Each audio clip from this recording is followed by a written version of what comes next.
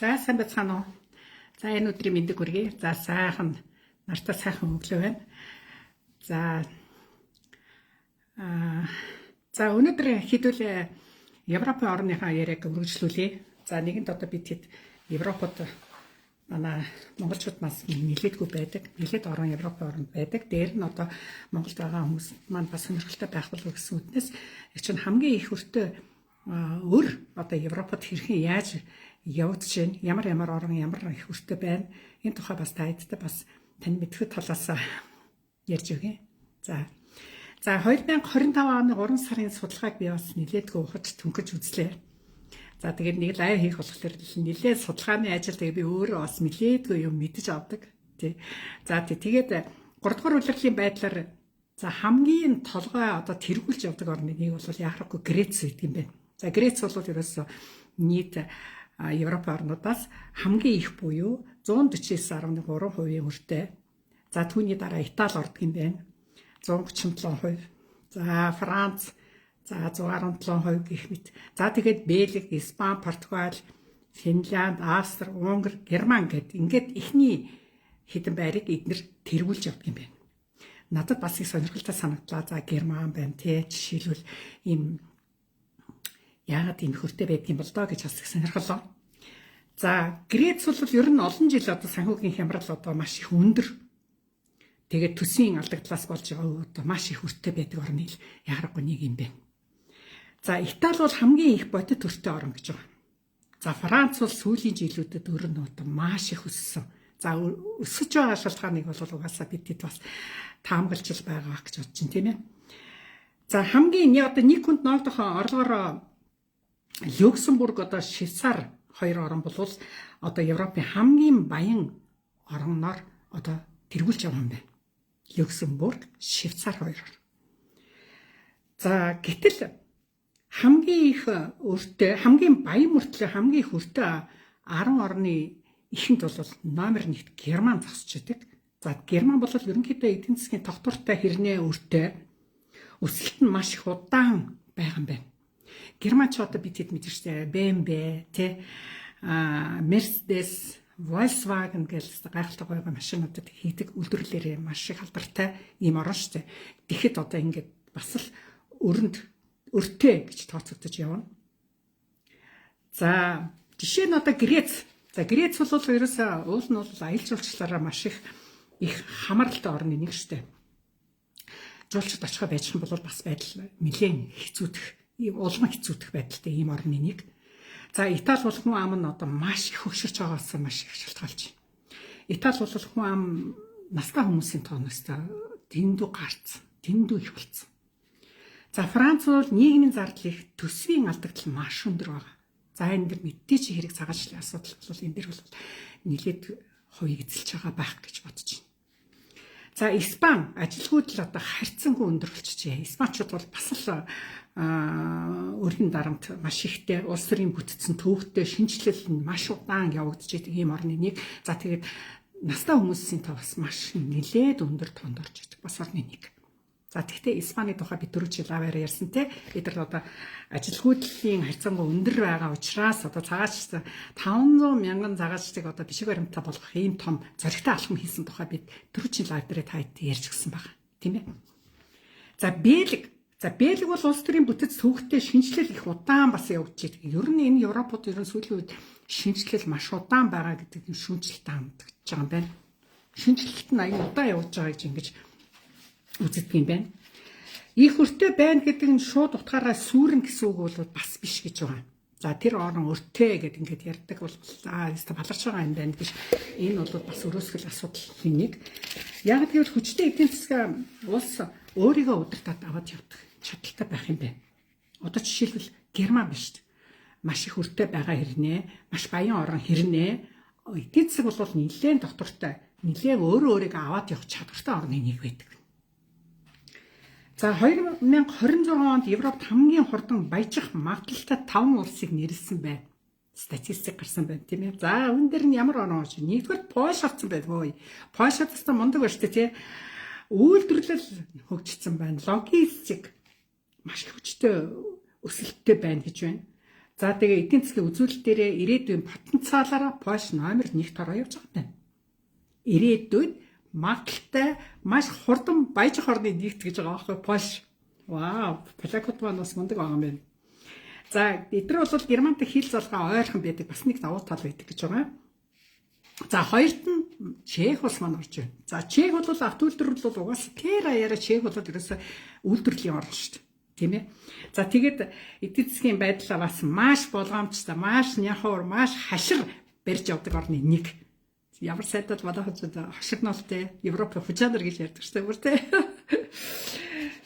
Чех сонсох бол гайхах бат. Яг бид нэг хужаанартай харьцуулах юм бол таа гэж гайхах бат. Маш болгоомжтой орны нэг шүү. Ер нь их санаатай гэх юм уу та. За 3 дахь Румын орд юм байна. Румын бол IT салбар нь маш хурд өсөж байгаа юм байна. За энэ бас гайхалтай. IT-г өнөөдөр одоо нийгэм дэлхийд даяараа IT-гээр авьсгалж одоо ийм байгаа цагт мэдээж хэрэг шүү дээ тий. За тэгээд цалинаас нь маш жил болгон аюу сайн нэмэгдэж байгаа үзүүлэлттэй байгаа юм байна. За Португал бол дижитал номад буюу аялал жуулчлал үйл хөдлөх хөрөнгөний маш сайн өсөлттэй байгаа орны нэг юм. За Португалийн тухай бол би нэлээдгүй сонирхолтой мэдээллүүдийг авсан. Дараагийн халайд би та хэдтэй Португал орны тухай, хэрхэн тэнд амьдрах тухай, боломж нь ямар байгаа тухай та хэдтэй бас хөөрхөн задлаад ярьж өгнө. Тийм. Португал буюу баруун Европын орнууд буюу Балтийн тэнгисийн орнуудын тухай ярьж өгнө. Тэр бас их нэлээд сонирхолтой хэрхэн тэнд амьдрах боломж байна гэдэг тухай ярьж өгнө. За Ирланд бол том технологи хөгжсөн энэ дэр Google, Apple, Meta зэрэг компани төлөвлөсөн ийм газар одоо хөгжихгүй бол одоо баян болохгүй бол одоо сонирхолтой гэж угаасаа. Тэгсэн чинь Ирланд ч одоо үнэхээр энэ Google, Apple, Meta зэрэг нь зүгээр централ нь болсон шүү дээ. Төв нь болсон байна шүү дээ, тийм. Тийм ийм том компаниуд төлөрсөн орон мэдээж хэрэг баяжих нь бараггүй гэдэг үстэй. За тийм. За Европын орнууд хэвчлэн яагаад өртөө байдгийг. За нэгдүгээр дотооддоо маш их өртөө байдаг юм байна. За өөр нь бол улсын банкудад өртөө байдаг юм байна. Өөрийнх нь орны улсын банкудад, за тэтгэврийн сангуудад өртөө байдаг юм байна. Даатгалын сангуудад өртөө болчдөг юм байна. За мөн иргэдийн худалдаж авсан бондонд өрөнд ордог байдаг юм байна. Франц, Итали зэрэг орон ихэнхдээ өөрийн системд маш их өртөө орны нэг байдаг юм байна. Өөрөө өөрсдийнхөө одоо банкудад даатгал төр тэтгэмжийн асуудал тэр юмд айгүйх өрөнд орсон ийм статистик байд. Ийм тоо үзүүлэлттэй байдаг юм байна. За хоёр дахь шалтгаан нь гадаадад хөрөнгө оруулагчид өртөө. За мэдээч хэрэг Америк тэргүүлж явна, Япон, за Хятад бол зоолттой байна. За эдгээр энэ гол 3 том улс. За энэ 3 улсад бол ерөөсөө нийл одоо бараг хутлаа хэлсэн хүнд бараг дэлхийд даяараа өртөө байлгүй те бодвол тийм ээ. За даа ялангуяа Америк, Хятад хоёр бол те дэлхийг ноёрч байгаа газар. За 3 дахь шалтгаан нь Европын төв банк нь Европын холбоонд өртөө байдаг юм байна. За эдгээр бол Европ бүсийн орнуудынхаа өөрийн хэсгийг ерөнхий Европын нөгөө нэг төв банк руугаа, Европын централ банк руугаа худалдаа бүх өөрийг худалдаж аваад тэгээд тэднийгээ санхүүжүүлж ингэж явдаг юм байна. За тэгээд дөрөв дэх жишээ нь бусад оронд өртөө байдаг. За жишээ нь Грец одоо санхүүгийн хямралын үеэр Европын холбооноос болгон Европын төв банкнаас тусламж авсаар агаад одоо маш их өртөө орны нэг болсон байна. Грец тэргүүлж аваа гэж бид түрүү хэлсэн тийм ээ.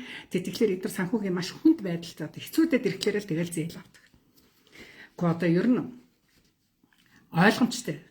Нэг улс орон гэдэг чинь нэг айл гэж бодъё л да тий. Тэгээ тухайн айлдаа одоо хичнээн хөвгттэй айл байх юм. Хичнээн аав ээж нь хөвшин настай улсууд байх юм. Тэгэл тэр настангууд нь ажил хийхгүй мэдээж хэрэг. За тэгээ залуучууд нь ажил хийхгүй бол тэр айл бол хэцүүд нь үсттэй. За тий. За аав ээж нар нь бол ерөнхий сайд хоёр байлаа гэж бодъё тийм ээ. Тэгээд тухайн айлдаа байгаа өөр хүүхэд өндөр настангуудаа тижээхийн тулд одоо мөнгөгүй болоод ирэхлээр яадаг вэ? Өөр айлаас юм өөр найз нөхдөс мөнгө зээлэл хэлдэг үст. Яг л тэр процессыг ерөөсөө энэ Европ орнууд мөн адилхан хийж байгаа байхгүй. Ганц Европч биш шүү дээ. Тэгэхээр арай л тэгж хийгддэг шүү дээ. Тий. За тэгэл урд хормогоо олхой тормогоо нөхөл ингээл яваад идэг тий. А зарим орн бол зээл авсан процессынхаа явцад тухайн одоо нэг нь ажилд орчих юм бол тэгэл тэр айлын орлого нэмэгдээл явчихна гэсэн тийм ээ. Эсвэл 2 3 хүүхэд нь ажилд орчих юм бол тэгэл орлого нэмэгдээл явчих. Тэрнтэй адилхан хөдөлмөрийн зах зээлийг аягүй сайн бий болгож бас энэ хүнд байдлаасаа гарах ийм бас орнууд бас байна. Тийм. За Америкийн банкуд сангууд Европын бонд их авдаг юм байна. Худалдаж авдаг юм байна. За тэгэхээр дэлхийн хамгийн том хөрөнгө оруулалтын мөнгнүүд ерөөсөө л тийшээ л урсж байна. Америк руу урсж байна гэсэн үг. Бодит үнэн бол ер нь Европ, Чинад бүхэлдээ өртөө, эсвэл Америкт өртөө гэвэл бас энэ буруу ойлголт гэж бид рүү хэлсэн тийм ээ. Тэгэхээр ер нь хамгийн их эзэмшигч нь Европын өөрийн банкуд, Европод өөрсдийнхөө банкнд маш их өртөө, мөн Европын централ банкнд маш их өртөө байдаг юм байна. Тэрнээс биш тэр нэг за маш их өртөө юм байна. Америкт ч өртөө, Хятадд ч өртөө. За энэ орн бол ингээд сүрч байгаа юм байна гэвэл бас л ташаа ойлголт байдаг. Ер нь хэдүүлээ бодоод үзээл та ер нь одоо жишээлбэл Европ мөнгөнийхөө одоо дэмжлэгийг багасгаа зээлээ өгөө болоо тийх юм бол тухайн Европ орнууд ер нь ямар байдалд орох вэ? Мэдээж хэрэг өөрийнхөө үлснэ. Тийм ээ. За тэгээд нөгөө Итали, Грец, Испани гэх мэт одоо маш их өндөр өртөө улс орн шинээр зээл авахд илүү өндөр хүү төлж байгаа шүү дээ. Чи урд хөрөө төлөөгүй гэж дахиж чи зээл авч байгаа бол өшөө өндөр хүүтэй зээл ав. Ийм л аргаар явна мэдээж хэрэг тийм ээ. Тий. Төсөвт дарамт нэмэгдэн тухайн мэдээж хэрэг. За банкны салбарт чангарна. Зээл олголтоо багасгах нь бизнес хөрөнгө оруулалтын одоо хөрөнгө оруулалт нь саарна гэж байгаа. За тэгээд ипотекийн зээл маш их хүнтэй болно гэж байгаа. Тэгэхээр ер нь одоо ийм байдалд хүрэхгүй тулд энэ Европын банкуд ч төв банкуд Европын холбооны одоо энэ багаарчны банкуд ч бол одоо яалтчгүй зээлээ өргөжлүүлээл одоо тэгэл өгчл ахаас өөр аргагүй л байдаг.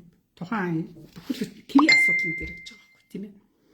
Эдийн засгийн өсөлт маш их удаашин ойлгомжтой шүү дээ. Европын ханш чангарна гэж байгаа байхгүй. Европ хэрвээ одоо тийм нэг сайн тал нь бол яг евро чангарна гэж. За эерэг тал нь бол яг инфляц буураад хадгаламжийн хүү өсөх боломжтой бол. За тэгээ 2026 онд евро өсөх үү, доллар өсөх үү гэдээ бас юм асуулт гарч байгаа байна лээ. Тэгэхээр яг энэ бол Европа Централ банк буюу Европын төв банк Федерал резервийн хүүгийн бодлого эдийн засгийн өсөлт геополитикаас хамаарна гэж. За тэгэхээр энэ евро өсөх үү, доллар өсөх үү гэдгийг бол мэдээж хэрэг тэр Федерал резерв банкнаас шалтгаална. Ганц Европын банк төв банк энийг шийдэхгүй.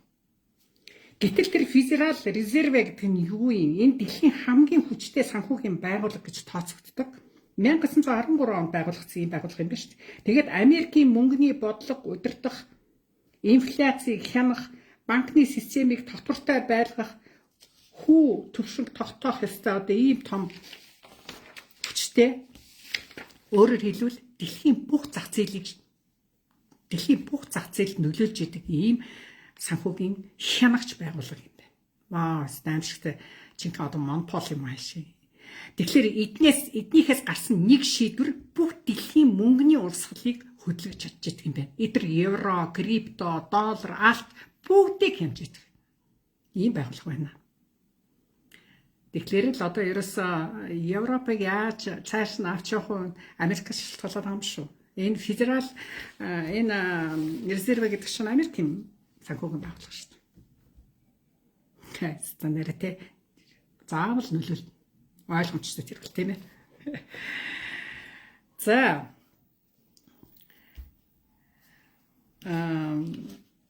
Европ төв банк хүү өндөр түвшинд бариул евро өсөх бол магадaltaй гэж байгаа. За энэ ямар үед евроны ханш өсөх вэ? Мэдээж Европын төв банк одоо хүүгөө өндөр түвшинд бариад явах юм бол за эсвэл Герман, Францын эдийн засаг сэргвэл бас евроны ханш өсөх магадaltaй гэж байна. За тэгэхээр Герман энд маш их нөлөө бүхийн байр суурь эзлэх нь ооц. Германаас маш их хэмжлэлж аваац. Тий. За тэрэн дээр Франц гэж байна бас. За эрчим хүчний үн тогтворч авах хэрэгтэй. Одоо Европод бол ёстой эрчим хүч нь ёстой бүр үнэхээр савлгаад чинь тий. Чанга шүү дээ. Тэгээд тэр нь тогтворчод ирэх юм бол евроны үн ханш өснө. За долларын ямар нөхцөл төстэй? Мэдээж хэрэг Федерал резервийн хувь хүү өндөр хэвээр бол дэлхийд эрсдэл нэмэгдвэл хүмүүс доллар руу ордог. Дэлхийн эрсдэл янз бүрийн өвчин, дайн, дажин тэр болгонд одоо долларын ханш өсчээд байгаа шүү дээ. Тэгэхээр энтэй ч болоод баг ашигтай гэдэг юм шүү доллар өсөд. Ашигтай угаасаа л бодит үн тийм шүү. Америкийн эдийн засаг хүчтэй хэвээр байх юм бол доллар даваа хэвээрээ л байх бол. Одоо энэ 2026 оны бас прогноз те ингэж байгаа юм байна л да. Ер нь бол 26 онд бол доллар хүчтэй хэвээрээ байна. Одоо бол эхний одоо 4 сар болчихсон шүү те. Ерөнхийдөө доллар бол хүчтэй хэвээрээ байгаа боловч дунд үеэс эхлээд евро сэргэх боломж гарна.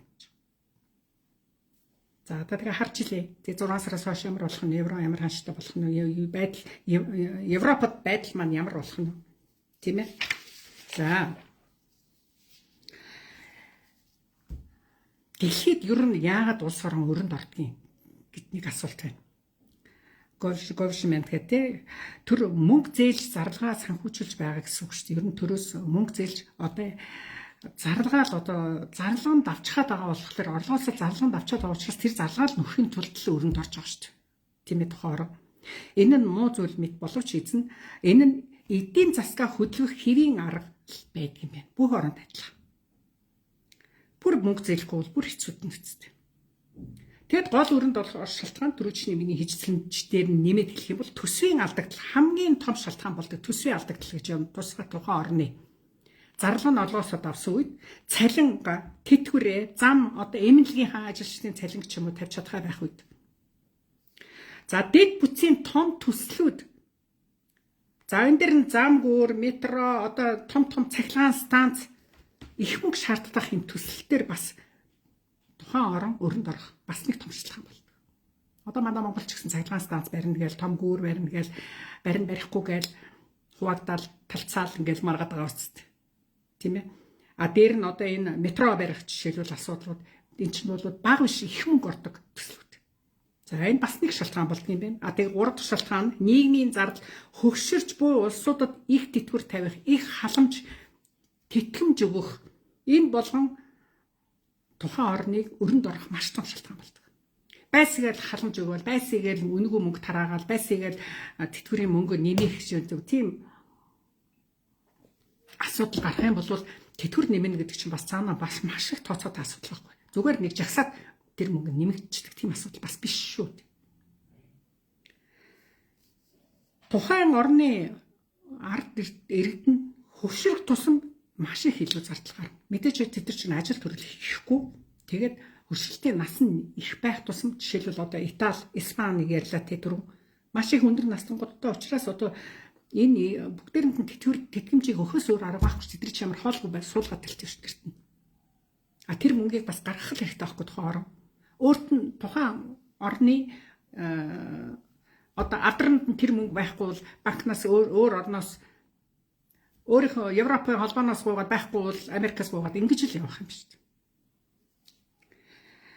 За дайн аюулгүй байдлаас болон батлан хамгаалах зардал нэмэгдэж нөхөн сэргээлт хийхээс өөр арга байхгүй. Дайнтай орон бол өөрөөсөө мэдээж хэрэг огцсон үснэ. Одоо сая Украины дайн бол амиж жишээ шүү дээ. Эсвэл бүр сүрч байгаа байхгүй. Энэ дотор хэн хамгийн хөгч нар түмэл хөгч эцээцтэй. За тэгээд эдийн засгийн уналт, ажилгүйдэл, татварын орлого буурах. Тэгэхээр тухайн орон хэрвээ их өрөнд ороод ирэхлээр бас татвараа нэмэх бас нэг одоо аргачлалыг бас их ашигладаг юм байна. Яг тэрийгээ бол засгийн газар эдийн засаг аврах гэж зээл авдаг. За нэг ямар ч хэсэг нэгэн дөрөв зээлээд одоо энэ жоохон улс орноос өөр орноос нэг мөнгө төгрөг зээлчий дээр нь татвараа нэмчий. За тэгээд янз бүрийн том төслүүдэд зарим нь таны онц шаардлагатайгаа одоо барьж гэдэг юм уу те ийм арга хэмжээ хийхгүй бол хөлгөө өрөнд орно гэсэн. Бүр хөлгөө тооцоогүй бүр. Ингээнээр улс орон бүр аажмаар л яг энэ өрнүүдээ бол ингээл төлөөл явдаг юм байна л да. Мэдээж хэрэг тэр шин маа гэж сүл бал идэл буцаага тэр үрийг ямар ч орон буцааж өгдөггүй. Тэр бол ойлгомжтой шүү дээ тийм ээ. Би энэ сэдвийг бэлдэж байхдаа эх орн маань бас Монгол маань одоо өрийн байдал яг одоо ямар байгаа юм бол гэж бас сонирхлоо. Гэтэл одоо Чех, Германтай адилхан ерөнхийдөө засгийн газрын өөр нь бол 40-60% байгаа юм байна. Чех бол нэг 40%, Герман бол 60% байгаа шүү дээ. тийм ээ. Тэгэхээр Монгол улсыг сонирхоход нэг юм байгаа юм байна. Тэгээд бондын өргээд одоо Чингис бонд, хуралдай, гэрээгээ гэх мэт бондын өрнүүдтэй юм байна. Дээр нь гадаадын зээл маш их байгаа юм байна. Хятадаас, Японоос, мөн олон улсын маш их байгууллагуудаас өөр их байгаа юм байна. Гэхдээ энэ зээлийг бол ер нь голдуу улсын төсвөөр шууд төлөгдөг ийм 30-аас 35 мянган тэрбум долларын өр манай Монгол улсад байгаа юм байна. Надад бас их л санагдлаа тий. Тэгээд яаж хэрхэн төлөх гэж байгаа юм тийм ээ, бас л асуудал шүү дээ тийм ээ. За Чех улсын өрийг бол тусгайлан бас та хэдтэй хэлэхэд ер нь бол төрийн өр нь бол 42-оос 45% байдаг юм байна. Харьцангуй бага тийм ээ. Тэгэхээр бусад Европын холбооны улсын хувьд бол дунджаас бага өртөө улс гэж тооцогддог юм байна. Сайн байна шүү дээ. Чехүүд бол үнэхээр сайн. За харьцангуй өрийн хувьд бол сайн гэсэн үг. За санхүүгийн хувьд бол тогтвортой дунд түвшний орн гэж нэрлэгдэнэ гэж болж байна. Тийм ээ. За гэхдээ инфляц байгаа. Байрны үн үнэтэй байна. Олдоц байхгүй маш их байр эрэлт хэрэгцээтэй маш их байгаа. Байрны үн маш их өндөр байна. Тийм учраас байрны элбэг байчих юм бол тэр байрны үн чинь доошо буудгийн багцдаг хэмжээний тийм ээ. За тэгээд дээр нь эрчим хүчний зардал маш өндөр байна. Бүх юмны үн одоо нэмэгч байгаа чигт байгаа маань монголчууд маань бол андахгүй байгаа. Яг тэгвэл дэлгүүр гаргахлаар одоо саяхан студент гээд алдартай Чехийн маш гоё шоколад байдаг шүү дээ тий. Би бол Монголд ирэх болгонда өөрсдийнхөө хүмүүс дандаа тэр студент шоколадыг авчиж бэлгэнд өгдөгөөс. Тэгсээ тэр шоколад чинь 20 саяхан штэ баг саяхан гэж хэлэхэд болно. 25 короноор бид нар зараад худалдаж авдаг гэсэн дэлгүүрүүдээр. Тэгэхэд нэмэгдсээр за 30, 40, 50 одоо 68-аар зарагдаа. За тэгсэн чинь одоо 130 хэд болчих. Ваа сүүлийн 4-5 жилийн хугацаанд тэгтлээ өссөн. 138, 128, за тэгээ хямдраад нэг 68 болж ийн үгүй юу. Ингэж үнэтэй нэмэгдсэн. Нөгөө студент шоколад бүрийг идэлтгүй болсон. Уулнаас хамгийн бест хамгийн гоё шоколад шүү дээ. Санхүү үр ярьж байгаа шоколад руу ороо явшгүй тий. Шведийн хувьд бол биш тий. Шведэд манай ч маш их монголчууд гэж зөвхөн Стокгольм гэхэд одоо хичнээн мянган монголоо тий. Машуурын хувьд хүчтэй орн гэж шүү. Төрийн 30-аас 35% нь л өртөө гэж үзэж байгаа юм байна. Сайн биш тийдэр тий. За Герман 60 гэж ахад Чех 45, Швед бол бүр 30. За бараг өргүү орн гэж хэлж болно бараг. Швед бол. Сайн биш тий. Мондог одоо ингээд өөрсдийнхөө санхүү бариад эдийн засгаа бас нэг тогтвортой бариад нэг тухайн орныг дампууруулчих шиг ингээд байдаг орнууд бол нэлээдгүй байна шүү бас тий. За Орос Украины дайнаас болж 2022 оноос 26 он одоо ёо ямар удаан үргэлжилж байна те 4 жилээ бараг болчихлоо шүү. Тэ хамгийн хохирж байгаа нь Европ орн шүү яхахгүй. Энэ дайнаас болж. Тэгэхээр энэ Польш жишээлбэл Польш гэхэд хамгийн их ойрхон Украинд бүр яг хил залгаа. Цэрэг хамгаалтын зардлаа өсгөхөөс өөр арга байхгүй. За тэгээ НАТО гол дэмжлэгийн төв болсон бүр. Латв Литв бол батлан хамгаалах зардлаа өсгөхөөс өөр аргагүй болсон. Ч одоо ямар ч хүн айд юм байна. Хажууд нэг гэр шатаад байвал хажууд нь байгаа гэр яана энэ гал манай гэрийг шатаач байдаг гэдээ бид нар чинь ингээл хамгаалах арга сэтэн үсттэй. Яг тэрнтэй адилхан шүү дээ. Латв Литв батлан хамгаалахаа зардлаа нэмсэн. Чех нэмсэн. За Герман, Франц, Их Британи 3 эрчим хүчний өн өссөн. Оросын хий хамаарл багассан. Оросоос нөгөө арай хямд авч ирсэн юм маань багассан болохоор эдгээр бүр үнэхээр нөлөөлсөн шүү дээ. Нөгөөх л өрөнд орох байдал маань нөлөөлсөн баг. Эдийн засгийн хувьд Герман, Франц, баруун Европ орнууд хамгийн их дарамт мэдэрсэн энэ тайнаас болж. Яг тэгвэл ерөөсөө тэр Украин ч ерөөсөө энэ Европын гişүү орн биш боловч яг Европт яг хажууд нь байж байгаа орны нэг шүү дээ. Бүхэлдээ Европын холбооны цахилгаан, халаал, шатхууны үн маш үнэтэй болсон. Илүү их хохирсон хаана гэж байна. Герман, Итали, Чехэд хамгийн их мэдэрсэн гэж байна. Хамгийн их хохирсон. Эсрэгээрээ Норвегууд бас их айхтар юм тий. Газрын тос хийн орлого нь амар сайн өссөн гинэ. Энэ дайнаас. Тэс яахта нэг орж гисэн бас нэг дайнаас ашиг хөрцсөн юм шүү. Газрын тос хийн орлого сайн өссөн гэж. Тэгэхээр хаана одоо зүгээр нэг байгаад чадахгүй тэгээд муудалцаад зүгээр байгаад чадахгүй ма тий. Нэг сайхан инг тайван дайны дэлхийд инх тайван ноёрхосоо гэдэг залбирдаг шүү дээ заримдаа энэ хөөх юмс ард түмэн ямар хэцүү байгаа бол шаавс гэж. Одоо маш хурдан дуусаасаа тань тий. Тэгэхэд энэ зүгээр одоо хажууд нь байсан хөрш айлууд л одоо ингэж их нөлөөлчихөж байгаа охин нөгөө дайнаас нь болж. Хажууд нэг одоо манай патицны хажуудлын айл байсгээл хоорондоо зодтолтод нүдэлтэй л бид нар ч шүн 50 унтж чаддаг шүү дээ. Яг тэртэй адилхан шүү дээ. Дээр нэг хоёрын зодтолтол хэрэлтэй л ахын. Чи хим гээл хоёрыг нэгэ танихгүй байгаа юм уу яагаад байгаа. Тэгэхэд л бид хоёр бүжээ тэр идэж байгаа юм. Яа удахсан. Эсвэл жоохон байжсаа дуулаад ёо. Яг тийм байдалтай. Тэгээд тэр дуулж байгаа дуугийн бодор баг цээжж байгаа юм биш үү? Тэг яг тиймэрхүү байдалтай одоо энэ хуршүүдтэй одоо тэр дайн дажин чинь ойр байгаа зэрэгэлдээ орнуудад ийм муугар нөлөөлдөг байхгүй. Эдийн засгийн хувьд амар муугар нөлөөлж яадаг. Тухайн оронд нь ямар ч гэм хоргүй байгаа ард түмнүүд нь ингээд одоо энэ дайнаас болол ингэмний үн нэмэгдээл түлшилгэн бензинлгийн тэр тослогын тэрнээсээ болоод нөгөө дэлгүүрийн өмнөх нь үн нэмэгдээл ингээл заавал нөлөөчдөг. Тэгэл сүүлдээ бүр нөгөө Украинууд яриа болж гисэн сэр гээл босоод ороод ирсэн. Яа дараачийн сэдв гараад ирсэн. Ингээл дараачийн орн гарал.